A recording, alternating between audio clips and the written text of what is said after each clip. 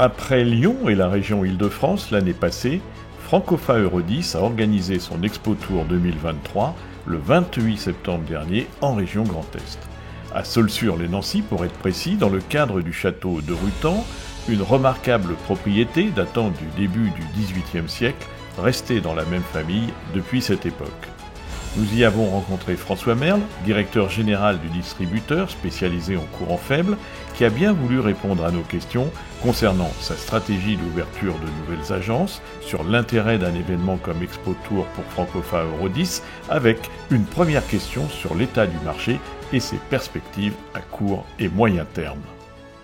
On s'aperçoit sur cette deuxième partie de l'année, c'est que les métiers de la sécurité électronique, donc plutôt tertiaire, sur lesquels les tendances sont plutôt encore très bonnes, donc l'intrusion, sur lequel 7% des gens ont une alarme intrusion chez eux, c'est pas beaucoup, hein, donc c'est un marché, c'est 15% la moyenne européenne. Donc on est en dessous de la moyenne européenne, donc là il y a des perspectives et le marché s'attend à avoir au moins du plus 5 sur les quelques prochaines années. Le marché de la vidéosurveillance aussi continue de progresser, on s'attend à du plus 6, plus 7 annuel. Et le marché du contrôle d'accès tertiaire est encore plus dynamique, on s'attend sur du plus 10. Or, alors, sur la tendance deuxième semestre, ça ralentit plus fort que prévu, même sur ces métiers-là. Donc y a-t-il une tendance de fond? Est-ce qu'il n'y en a pas? C'est un peu trop tôt pour le dire. Mais voilà, il y a quelques quand même nuages qui s'accumulent et il faudra être extrêmement vigilant, extrêmement sélectif sur tous nos choix pour 2024-2025. L'année 2023, elle va se terminer plutôt bien, mais il va falloir être extrêmement vigilant sur 2024-2025. Et on le saura. Pas de projection sur 2024-2025? Alors des projections, si, on fait des projections sur lesquelles on serait plutôt étal. Par rapport à 2023, ce qui veut tout de même dire, si on moyenne depuis la sortie de Covid, donc depuis 2021, quand même des chiffres qui avoisinent près de plus 25% ou plus 30% sur les 4 ans que pas grand-chose. Donc voilà, peut-être une année qui sera plus faible en termes de chiffre d'affaires l'année prochaine, mais quand même on part de scores extrêmement élevés sur au moins 2022-2023. Donc tout n'est pas rose, mais tout n'est pas, disons, exactement. Et ensuite, bah voilà, c'est la capacité des entreprises à être inventives, à sécuriser leur clientèle, à aussi avoir, comme on l'a aujourd'hui, des fabricants qui vous poussent avec des nouveaux produits. Donc voilà, c'est une alchimie en fait, et qui d'habitude est assez, pas automatique, mais est très récurrente, qui sur les 2 prochaines années risque d'être un peu moins récurrente, et sur lequel il va falloir aller un peu plus batailler. Alors malgré ces petits nuages, on va dire, il y a des perspectives de développement, j'imagine, quand même. Tout à fait. En particulier au niveau peut-être de nouvelles agences. Oui. Qu'en est-il? Est-ce que vous pouvez nous en dire 2 mots, François? Alors, en 2023, nous ouvrons notre 21e agence, là dans quelques semaines, elle sera à Dijon. Elle est quasiment prête. La peinture est encore fraîche, mais voilà, elle est sur de bons rails, et elle ouvrira avant la fin de l'année.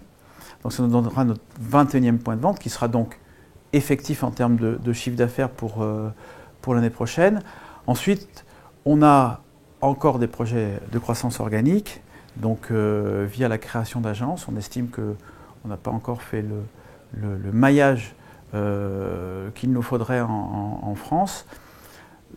Il n'y a pas de région spécifique, on a évidemment des points spécifiques, mais c'est plutôt la rencontre de collaborateurs avec l'entreprise qui font qu'on monte un point de vente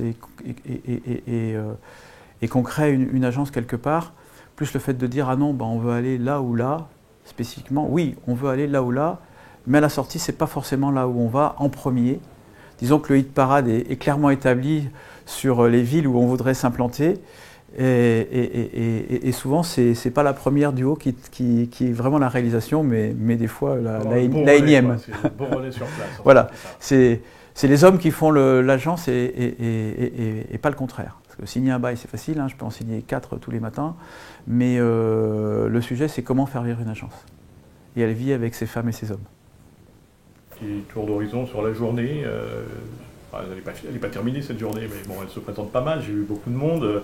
On voit qu'il y a des nouveaux matériels. Il y a l'IA qui rentre à plein dans le métier. Quel est votre sentiment? Alors, on a maintenant l'habitude d'avoir cette Expo Tour et c'est pas la première date, donc on est toujours surpris par le nombre et la qualité des clients qui viennent nous voir. Et là, pour le coup, d'assez loin, puisqu'on a un événement Grand Est et nos clients, on les a rencontrés évidemment ce matin et ils continuent d'être là toute la journée. Ils viennent de Colmar, ils viennent de Strasbourg, bien sûr de la région de Nancy et de Metz, mais également d'Épinal, de Dijon. Et donc on a une surface géographique importante qui a été couverte et nos clients sont venus, donc on a su leur montrer l'intérêt de ce type d'événement et il y a un vrai intérêt pour nos clients de voir tous leurs fournisseurs, tous les fournisseurs qui comptent dans le métier du courant faible au même endroit, avec leurs nouveautés, avec des produits en démonstration, qui plus est par un temps magnifique et avec des activités ludiques en complément, que ce soit un baptême d'hélicoptère ou des voitures de luxe.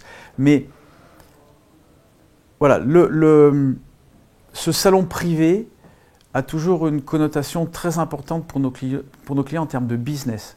C'est là où ils retrouvent leurs fournisseurs favoris, où ils en rencontrent d'autres, où ils voient les nouvelles technologies, on parlait de l'IA, mais on peut parler de plein d'autres choses, où ils vont pouvoir ensuite se dire, tiens, je vais pouvoir les mettre en œuvre et je vais pouvoir me différencier par rapport à mes confrères, parce que sur cette journée, on montre beaucoup de choses, et il en reste toujours quelque chose chez nos clients, et c'est pour ça qu'ils aiment bien ce type d'événement.